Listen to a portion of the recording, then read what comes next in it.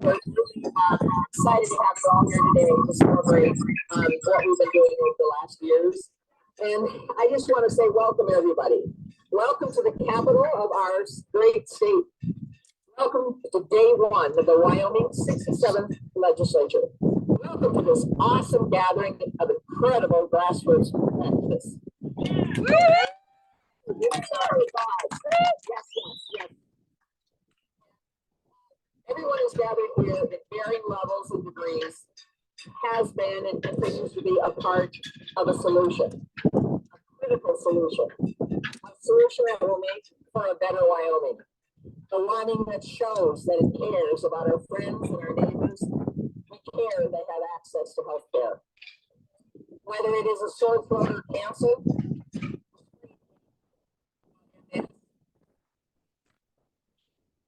major depressive disorder, the list goes on. Everyone needs help.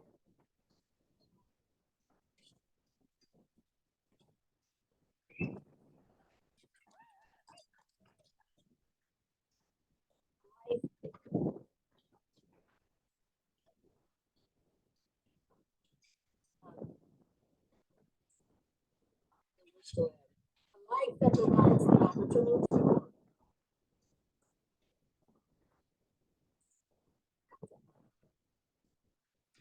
it's not the case in Wyoming right now. So let me tell you, people don't have health care because they don't want to work for it. And we know that's wrong.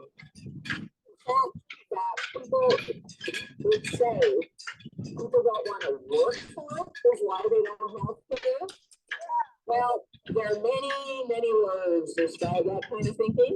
I will settle on absurd and ill-informed. Uninsured people are single parents working 2 and 3 jobs to support their family. They are ranchers, they are farmers, they're small business owners and their employees. They are hairstylists, your favorite server. They are your yoga instructor or your massage therapist. They are hospitality workers and convenience clerks. Yes, these uninsured friends of ours and neighbors work, but there is no medical coverage offered to their jobs, and they can't afford insurance on their own because healthcare costs are way out of sight, and they don't earn enough each month to qualify for the marketplace coverage. Yes, Wyoming is in a healthcare crisis. Is there a present solution for everyone, every person in Wyoming to have healthcare access? No, not now. But there is a solution for over 18,000 of our brothers and sisters to have access to healthcare. My friends, you and I know that solution. What is that solution? Medicaid expansion. What is it? Medicaid expansion. Again, so our elected officials up there can hear we are here, and we are here because we want them to pass what? Medicaid expansion. Yes, and we can do it. They can do it. We know that Wyoming is for Medicaid expansion. Survey shows 65% bipartisan support. So you and I are the people who put our legislators in office. They need to listen to us. We have changed a lot of minds, and we just need to change some more. Yeah. Yes. And sadly, the most ill-informed people about Medicaid's expansion are some of your representatives and my representatives and senators. Over the next days or weeks, it is our responsibility to educate them. But let us not forget and be so thankful for that some of our representatives and senators, many of them, have paid attention to the data, to the research, to the reports from Medicaid expanded states. These legislatures know that Medicaid expansion has grown state and local economies. Yeah. They know Medicaid expansion has increased access to preventive and primary care, which in turn has shown to improve both health outcomes and reduce healthcare costs. You know, Medicaid expansion has been a boost to businesses, and it has ensured the viability of the rural healthcare system to keep the doors open, to assure that our rural brothers and sisters, our rural citizens, have access to quality health care. They know Medicare expansion has saved lives and the life saving of families. You know, Medicaid expansion has provided financial relief for state budgets. Yes, these wise senators and representatives know that Medicaid expansion is good for Wyoming.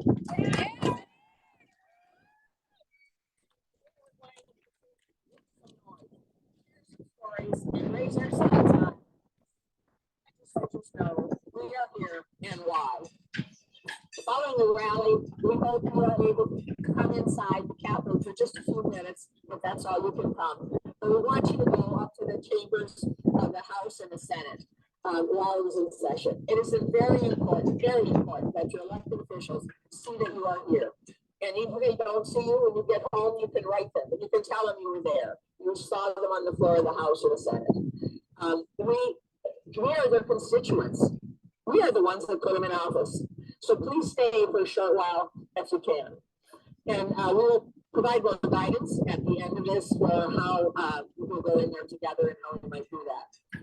And so now I want to introduce former Representative Sweeney. Representative Sweeney has been an outstanding Medicaid.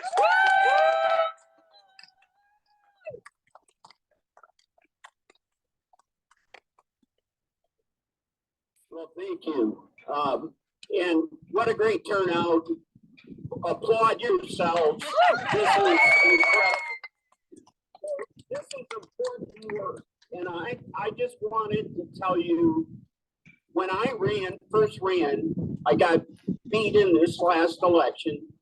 But when I first ran in 2016, I was against Medicaid expansion.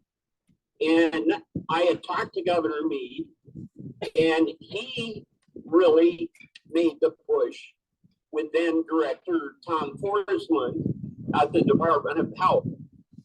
I will freely admit now I was wrong. I had sold quite a few businesses. We employed over 250 people, and we couldn't afford it. And just flat would have broke us.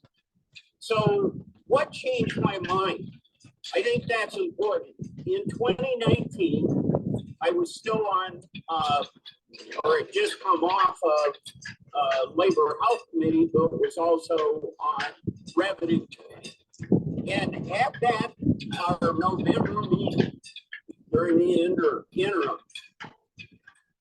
the Department of Health had put a new case study together, expansion, and updated the numbers. And it's been updated again for the 22 session, but is currently being updated right now as we speak, and we'll have better updated numbers on what it means. In those studies at that time, which it hasn't changed much, quite honestly, I saw the light. We can afford it.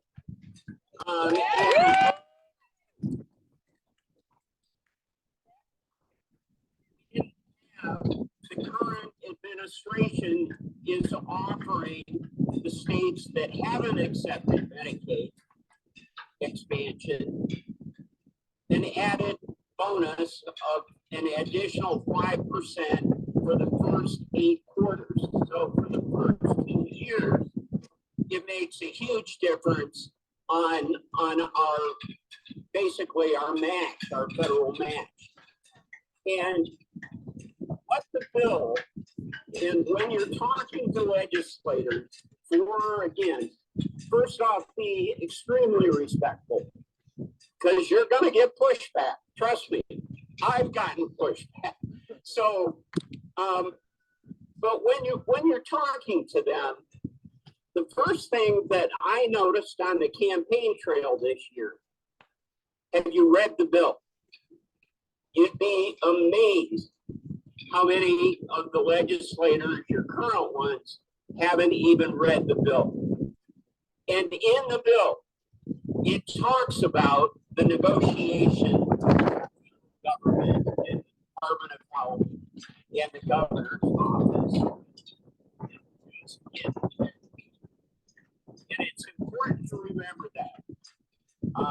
And I really hope that you'll take just a few minutes with all of your yellow t-shirts to at least, we're hoping that they actually break here so that you can really hear from good speakers like former Speaker, House President, and of course, Senator Case, two great champions that had previously not believed, just as I have, that we can't afford it.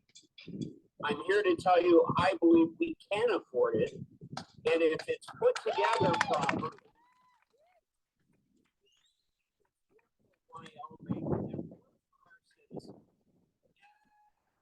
it doesn't mean that we've got a bunch of freeloaders.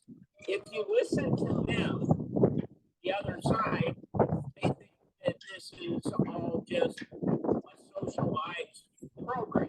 It is not. It'll create a better workforce. It'll create a healthy, workforce. Yes. And one last thing that I really think is important that I tried to bring up on the trail, campaign trail. So the last session, the abortion bill, the trigger bill got passed. I didn't vote for it, but we're going to hear more social engineering on that front and other fronts, probably more than anything else. But something struck me that, and now South Dakota is forced to expand Medicaid.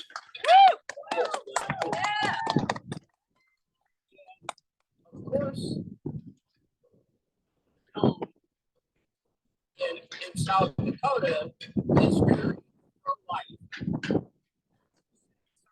I felt pretty profound that our legislators need to understand is if we're going to mandate all of these things,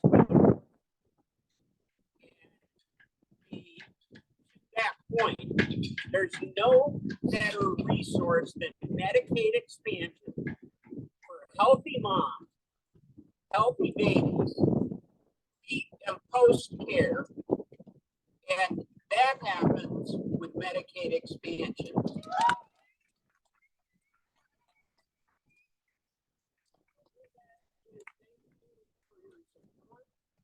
Keep up the good work. Thank you, Healthy Wyoming, and all of our workers with Healthy Wyoming. Greatly appreciate all and everybody out across the state that is supporting the effort. Thank you.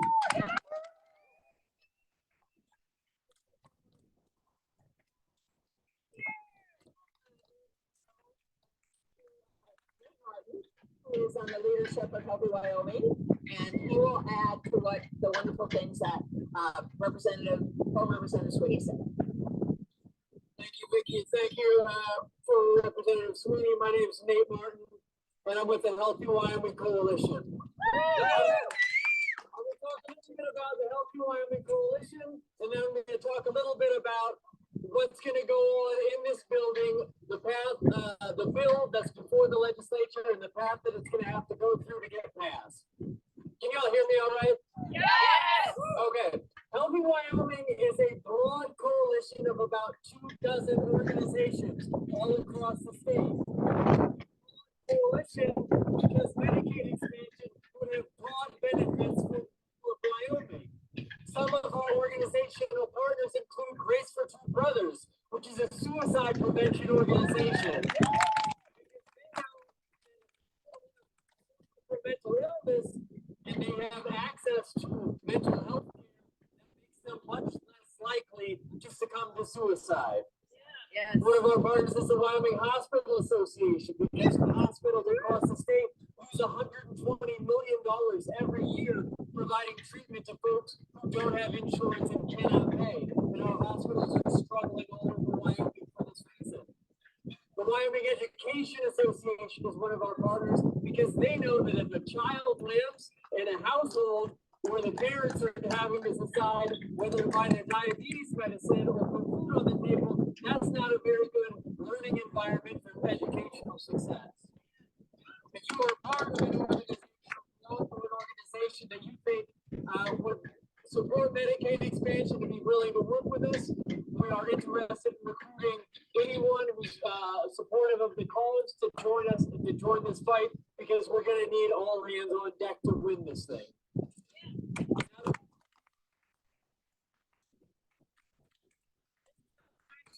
other part of Healthy Wyoming, which is our grassroots movement, which many of you, I would say, in fact, all of you, whether you're part of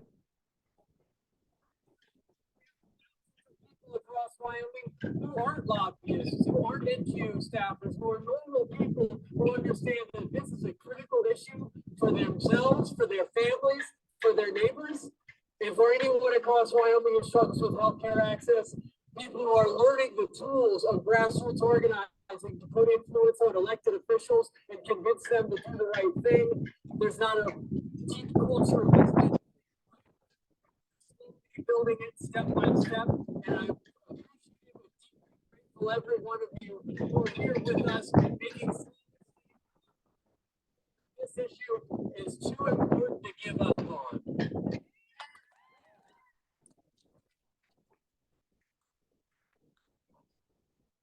Medicaid expansion, we need the people in this House Bill 80, and it's sponsored by the Joint Revenue Committee.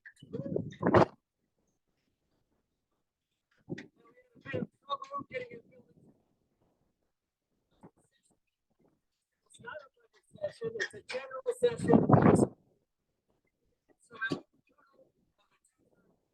The chamber, and so within the next couple of weeks, we expect to see it assigned to a committee.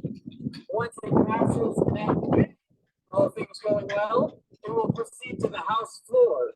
If it passes the House floor, it goes over to the Senate, or it has to go to the Senate committee. Senate floor, then it goes to the governor's desk. There, but that's the basic structure. We are going to need you at every step of the way. And show support for Medicaid expansion and remind lawmakers that the people of Wyoming need this. Like I said, the first step is going to be House Bill 80 appearing before a House committee sometime in the next couple of weeks. For anyone who's not signed up on our email list, doesn't receive our text messages, do that, because that is how we're going to communicate with folks and say, we need you in the room with your yellow t-shirt, letting folks know what's going on.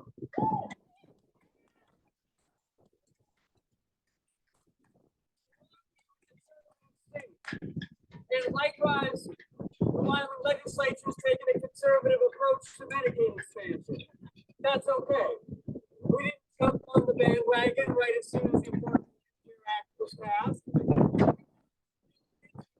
It wasn't some kind of smoke and mirror show. A false promise. More than a decade later, in 38 states, having successfully implemented Medicaid expansion, many of whom have seen their economies benefit, their state budgets benefits, and the health of their citizenry benefit, we know that this is a good thing. We can take that next step, and it's time to do it.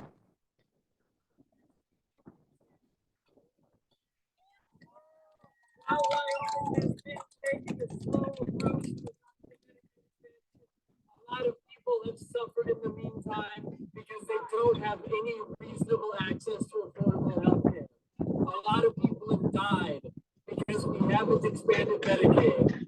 We are going to do about that kind of thing. Thank you very much once more for showing up.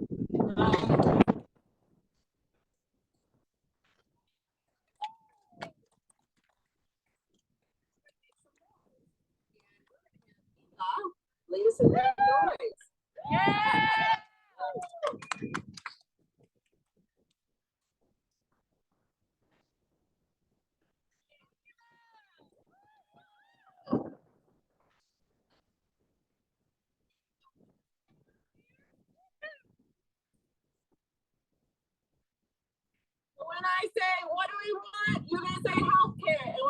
when do we want it? You're going to say now. When do we want it? Healthcare! When do we want it? Now! When do we want it? Healthcare! When do we want it? Now! When do we want it? Healthcare! When do we want it? Now! Again, when do we want it? Healthcare! When do we want it? Now! One more time. When do we want it? Healthcare! When do we want it? Now!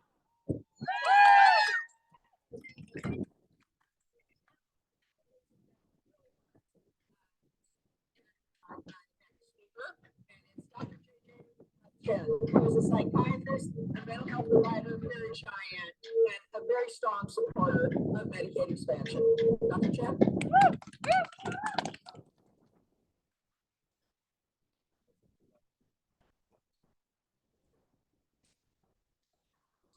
So I'm sad about this. It's a little funny. It's funny if I stand here so it doesn't make some feel bad.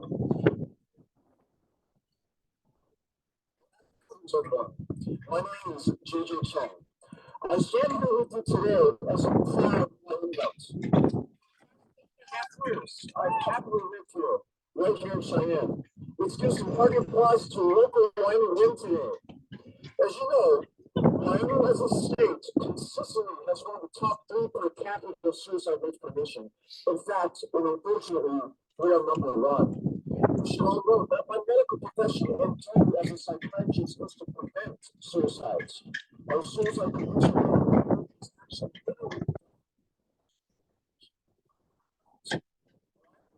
32% of the entire United States population. The few and the proud we all are. However, just as important, there is also another form of life financial and physical suicide, such as when Wyoming has had numerous financial opportunities over the past multitude of years to take ample advantage of federal matching and free dollars to expand Medicaid coverage for a much needed demographic of our citizens. It's a very, very high number of fact. Why have we not yet taken on tremendous advantage of these opportunities?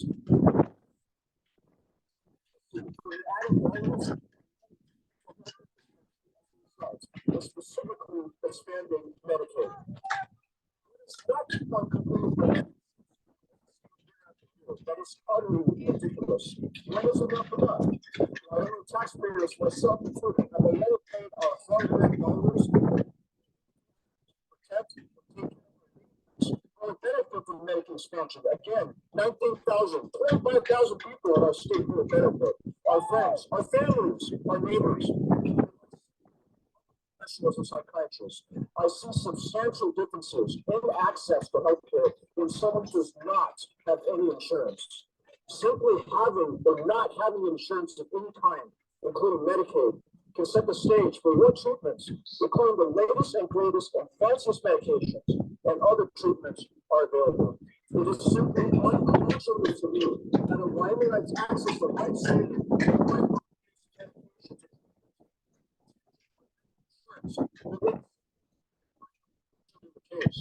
we owe it to our fellow Wyomingers.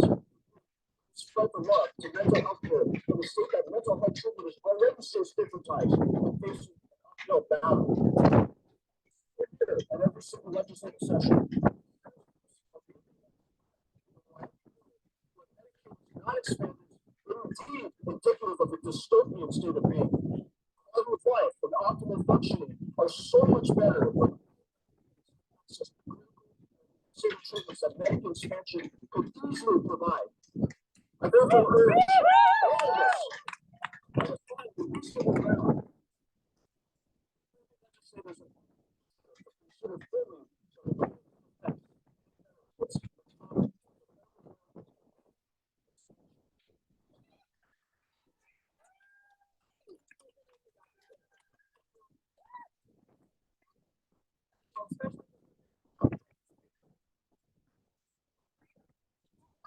These legislators do pass. Medicaid Now we're really honored to have another amazing champion of Medicaid expansion. And so Representative Steve Harshman from Casper.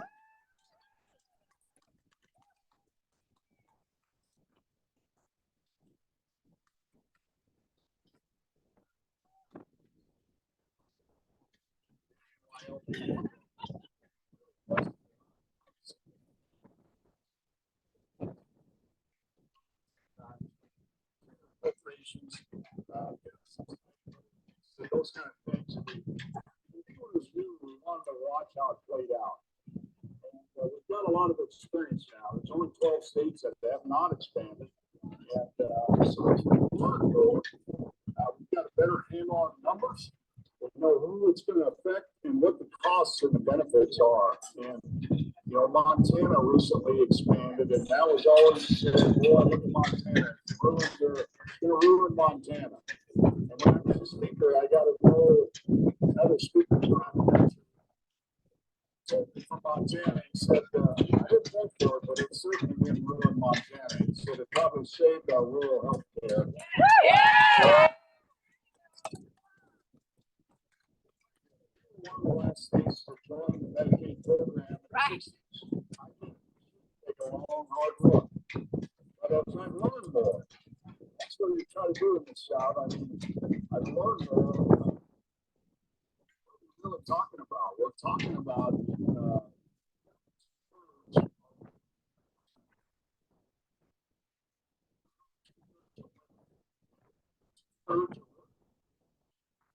a restaurant over here, and I ask all the time, and I say, and next time I encourage you when you're out eating or you're getting some kind of service and say, are you covered by healthcare insurance? You'll get the answer. And that's what we're talking about.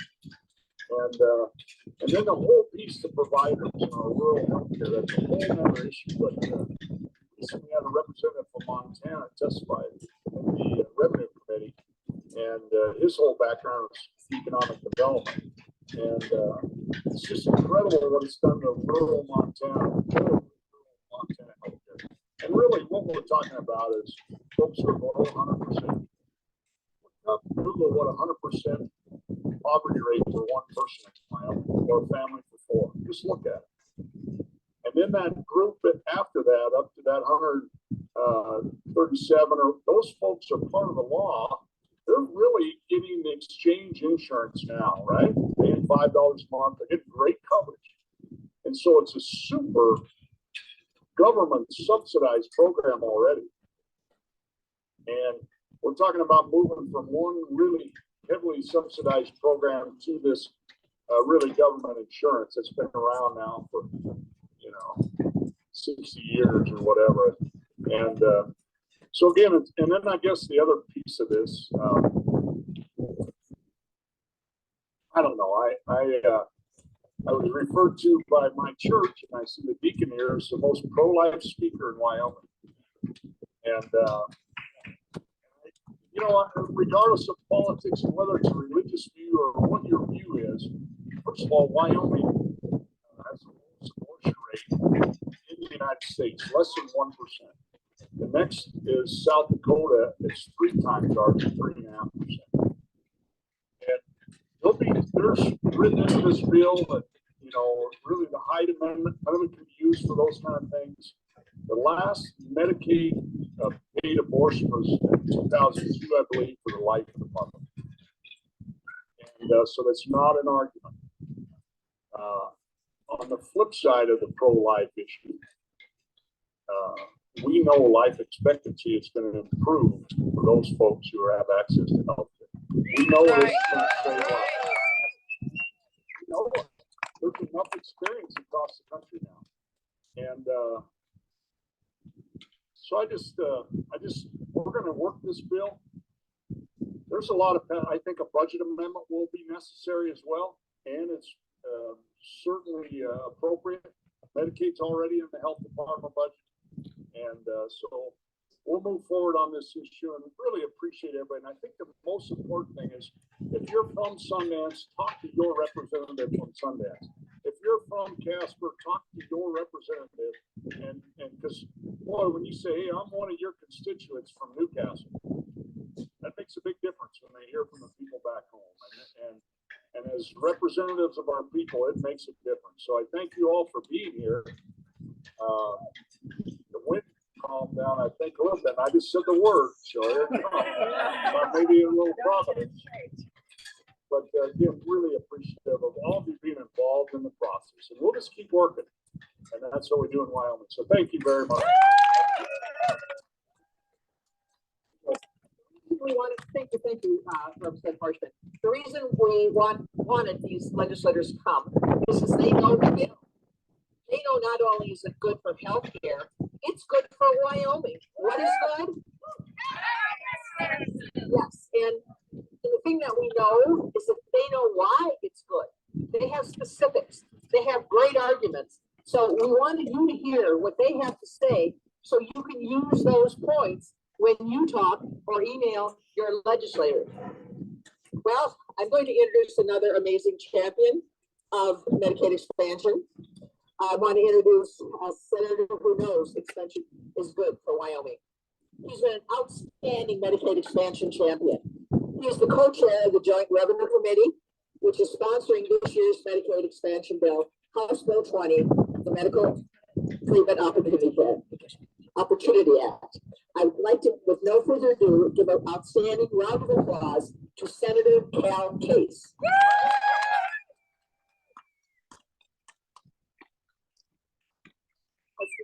Would you all kind of move up a little bit so the people in the back can hear, if you don't mind?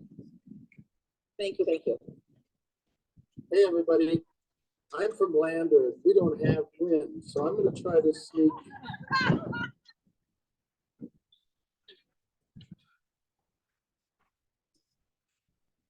Actually, Richard Garrett told me maybe it'd be better to get out of the way, so we'll try it. We'll just see. How's that? Is it any better? Maybe that's smart guy.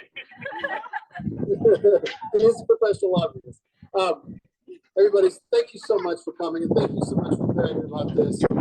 And I'm really excited. I'm more optimistic than I was last time I stood out here and spoke to you. And I think people inside are scratching their head a little bit. Strong opponents to Medicaid expansion. I think we just have to ask, why are they opposed? What's going on? Why have they fought it for so long? You know, they're good people. Let's start there, okay? They're smart people. They have strong feelings. They believe mistakenly, they believe that Medicaid expansion would somehow weaken us as a people or weaken Wyoming. They believe that. We have to approach them and talk to them about it. They believe in free markets. They believe people should be responsible. These are important things to them. They believe that Medicaid expansion will make our providers poorer. They believe that the payments will be less than they would get otherwise. They believe that there's a lot of fraud and that people get benefits that they don't deserve. They believe fire perhaps is fraud. All of these things are false. All of these things are the keys to opening the door. You know, I don't know quite why, but I don't think they're persuaded by hard luck stories so often. Unless we can tell them stories of turnarounds, stories where someone got health care and how their life changed and their productivity went up and their children made it to school more. So we have to work this in a different way this time. But we've got some advantages. You know, one advantage is last year we didn't know, we fought a fight on the budget. Remember that? And we lost by votes on the budget. But we had a big victory. The big victory we had is they had to concede that putting a Medicaid expansion amendment on the budget is constitutional. It's perfectly germane. And all the emails I got about this unconstitutional attempt I was trying, they're false. It fell flat on its face. The Rules Committee met, leadership agreed. It's a green light for the budget.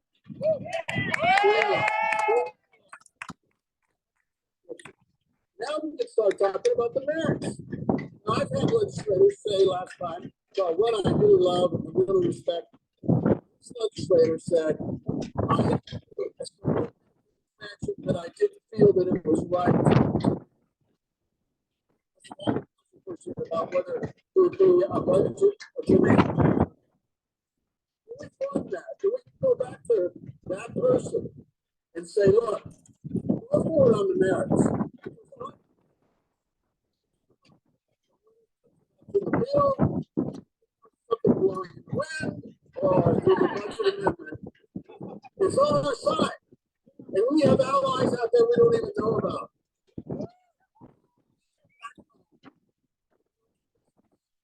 Talk to them.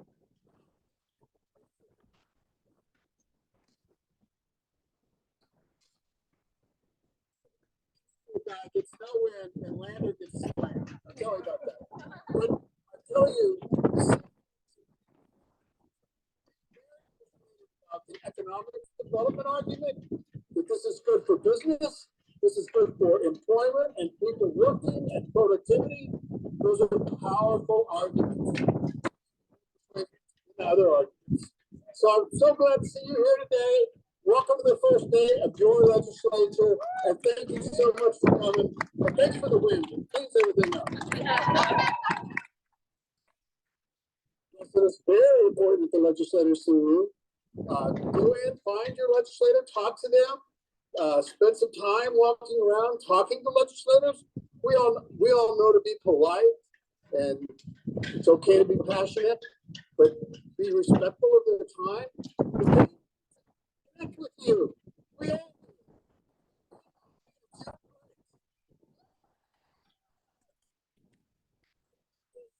Senator is an amazing legislator and champion. He's smart. This is a good idea. Stand right here too. Thank you, Senator. Thank you also all of you for staying in this win. Thank you for listening to these legislators. They have reasons that they support Medicaid expansion, and we need to know them so that when we talk to our legislators, we can tell them these things. And so, if you can stay, and even if you can't stay, please go in there and let your legislators see you. Okay, now we have a great person, another great advocate for Medicaid expansion, and Tamia is going to be talking with us her experiences with Medicaid expansion. And Tamia is a bachelor of social work and is the president-elect of the National Association of Social Workers Board of Directors, the Wyoming chapter. So Tamia, please come up. Thank you.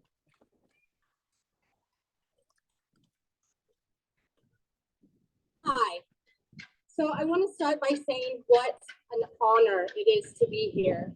The last rally I came to last year, I was actually out there, and so I got to hear all of the speakers, and I was just in awe of what they said, how they were, and like you gave me the passion to where now I'm actually up here speaking, telling my story. I am very nervous. But I'm also super excited and just so pumped. You guys being here has just given me a lot more passion than I've already had. I'm a single mother of 2 boys, 19 and 7. And man, I know it's a cat, but they're my world, and they're why I'm here. I want their lives to be better. I've always been the type to advocate for what I think needs to happen. And when it comes to Medicaid, I've been on Medicaid 2 different times in my life. The first time was when my 19-year-old was just 7 years old, and I had just gotten out of an abusive relationship, and I got on Medicaid, and I was able to find counseling. My mental health, that trauma really affected me, and I needed a counselor. Been able to get that, and I am so very thankful for that. And then I decided to try and better our lives. I had gone to school and I was getting a better job. I made more, so I reached the cutoff and I lost my Medicaid. And so I tried to maintain. I didn't go to the doctor. I wasn't able to see my counselor anymore. And I tried, and I was able to eventually find a job that had insurance. and I developed a lot of health issues. And the insurance that I had with my job was good, but it wasn't great when you have to go through tests every couple of weeks there for a while. I have an autoimmune disorder, and it took about 5 years for them to discover that I had an autoimmune disorder. And with my insurance job, it only covers so much.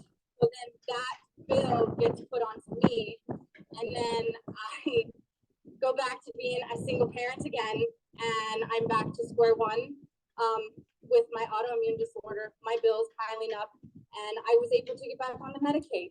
And because of my autoimmune disorder, I was able to go back to school, and that's how I was able to get my bachelor's.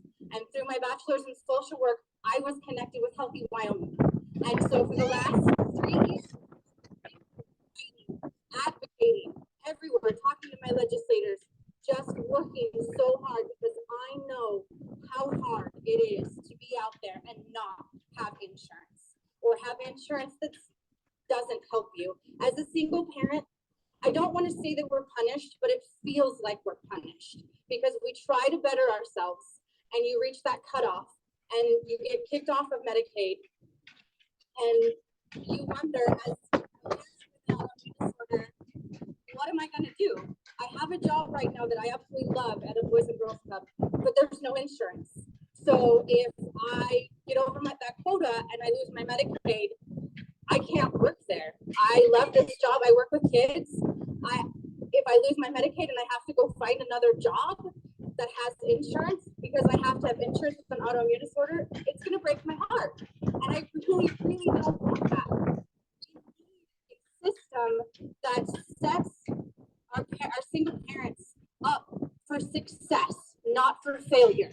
If we had a system to where they could continue Medicaid and they could keep the steps, we put in the programs in place. We put all of these steps in place for these single parents to maintain their lives, not hinder them. We want them to be able to continue to provide for their children.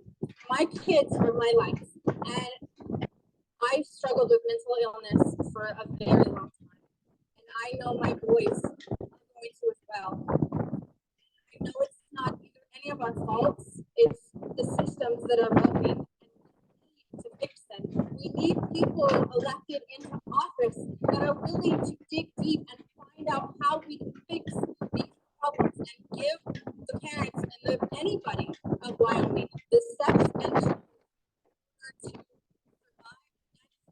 survive in Wyoming. So expand Medicaid now.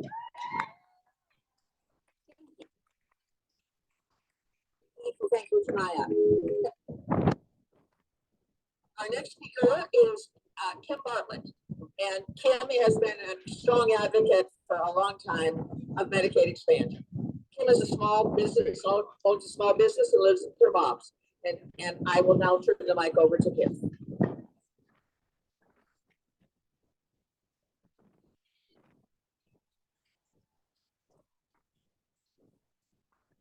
Thank you guys for having me. It's so great to see everyone out here.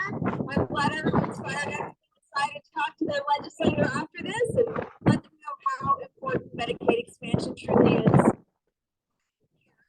Because that thing I talked about last year, unfortunately, came true. My beautiful husband, John Fenton, and I were here last year. We spoke as small business owners because stepping out and setting up a small business means you don't take any paycheck. Sometimes that's for a year. Sometimes that's for 3 years because everything you make goes back into that business so that it can be a stronger business and support Wyoming's economic diversity. Last year, I told some stories of small business owners in Thermopolis who are not able to have coverage through health insurance because they're in that building period. This lovely woman, sorry, this is really hard to get through. This is Lori Kelly. 6 weeks after we came here and fought for Medicaid expansion, Lori Kelly died. Lori Kelly did not have to die, Let me tell you about Laurie and her business and what they did for Thermopolis. She, her brother Mike, her son Nels, and Nels's husband Ian opened a small business in Thermopolis. They were bakers. They started at a farmer's market. They went to all the festivals. They made enough income to move into a commercial building and make a real go of this venture. She got sick on March 29th. She had insurance that was kicking in April 1st. She thought she had the flu, so she waited. On Thursday,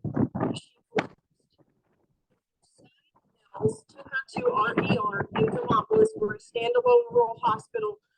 Great care, great people, barely hanging on and making it, but they are serving our community.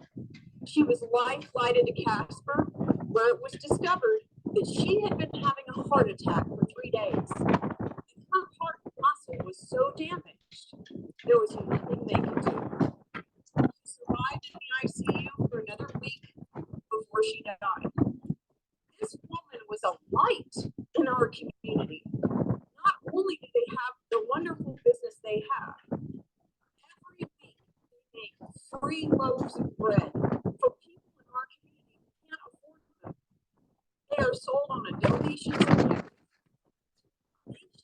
Those loaves of bread go to People for People, a program in Thermopolis that helps those who don't have enough to eat.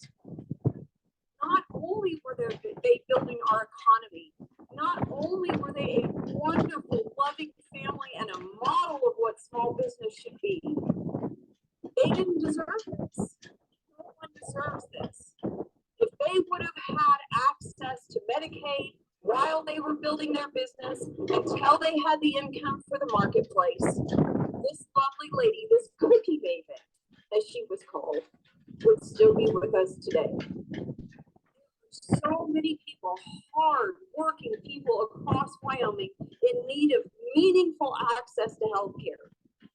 Please, legislators, please, those of you who support Healthy Wyoming, don't forget Laurie Kelly. Remember that name. She is the person who was building Wyoming who lost because we failed to take federal dollars. Let's support Wyoming. Let's pass Medicaid expansion now.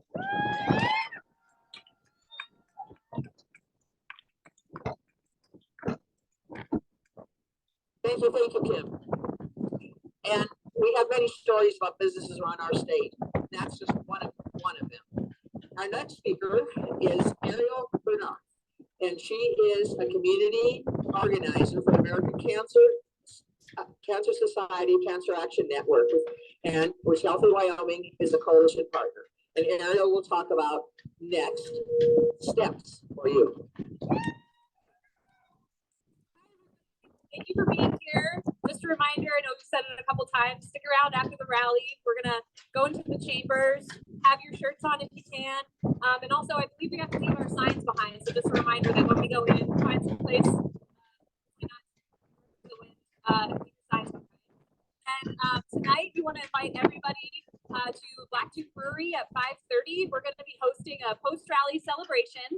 And also, we're going to be talking about some simple ways that we can engage with our lawmakers, ways to engage the media.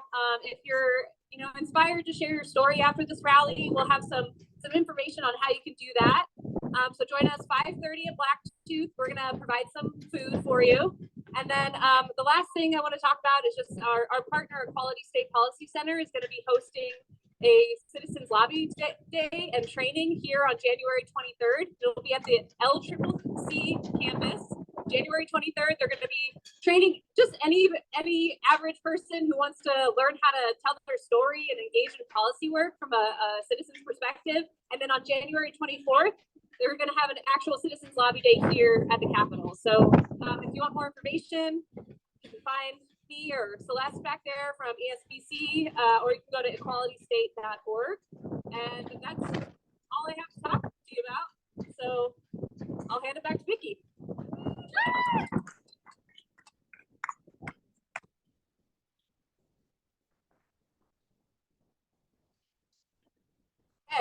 have one more chant here real quick. And then we're going to have some instructions of how we're going to get into the Capitol and where we're going to go. And then our final speaker is going to be Reverend Mark Gerard. Hi, everybody. Thanks for staying here in the wind.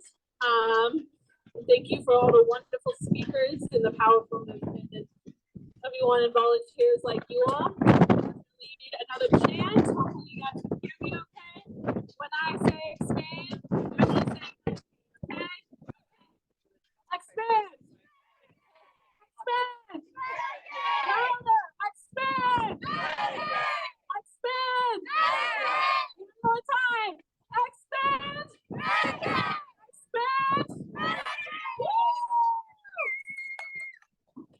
Okay, I'm going to have Richard Garrett come up and talk to you about what we're going to do for at the end. And then we're going to have our last speaker will be Reverend Gerard.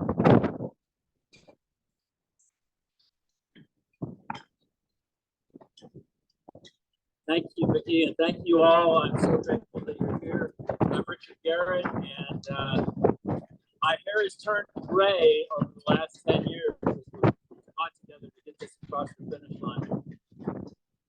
So thank you for your persistence, your durability, and your stalwart support for Medicaid expansion. I really think the wind is a metaphor. A strong wind is blowing in favor of Medicaid expansion in this state.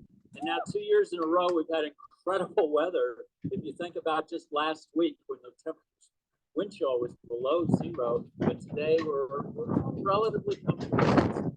So today we're going to go into the Capitol, either end of this building. The House is on that side, Senate on that side, up one flight of stairs as you go in these doors.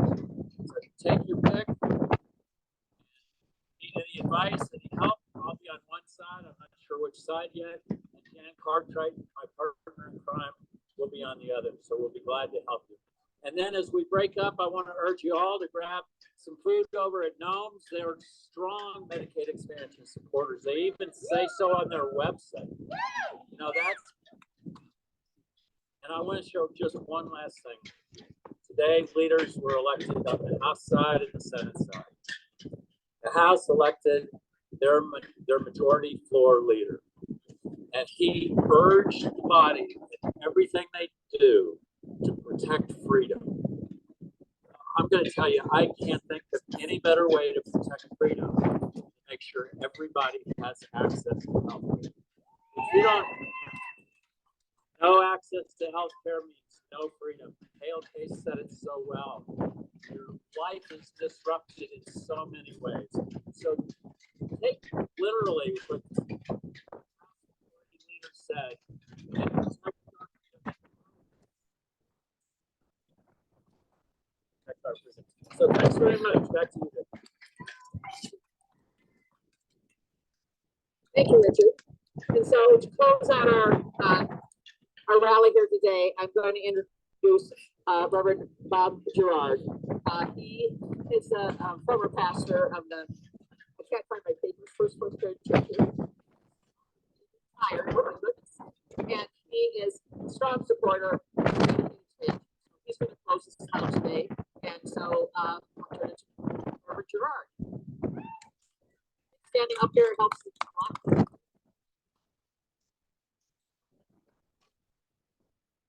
Literally, you've all taken a stand today. Big stand.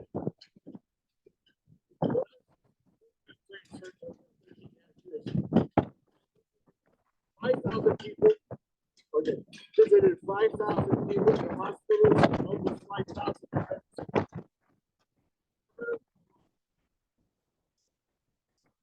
So people who were covered by Medicaid and were wonderful and they got well.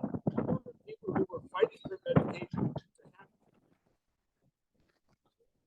did not make it because I am being passed in this state in order to do what God has given us, life, to extend life to everybody who deserves it under God's love.